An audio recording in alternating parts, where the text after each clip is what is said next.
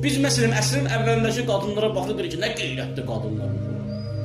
Hicablarını atmırlar. Ay qardaş, niyə belə deyil? Belə səhvdir bu yanaşma. Əsrin əvvəlində olan yaşayan qadınlar hicab onların həyat tərzi idi. Alternativ yoxdur. Əslən yad geyim tərzini o küfr qəbul edirdi əslən o. Heç qəbul edə bilmirdi. Yad mədəniyyət kimi qəbul edirdi. Hətta deyir ki, Cəlil Məmmədquluzadə ömrünün axırına qədər arvadını başına aça bilmirdi. Təsəvvür edirsiniz. Cəfər Cabbarlı daha doğrusu. Cəfər Cabbarlı hicaba qarşı nə qədər əsər yazıb, onun pyeslərini oxumusunuz da hicaba qarşı.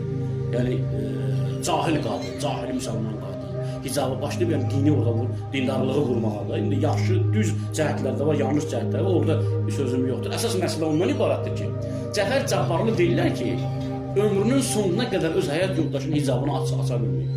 Yəni o mənanı ifadə edir ki, onun həyat yoldaşı bu qədər Allaha bağlı idi, ya mühitə bu qədər bağlı idi.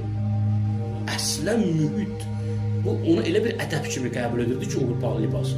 Onu açmağı özünə əxlaqsızlıq kimi qəbul edirdi. Ədəbsizlik kimi qəbul edirdi. İlahi əmr kimi yox.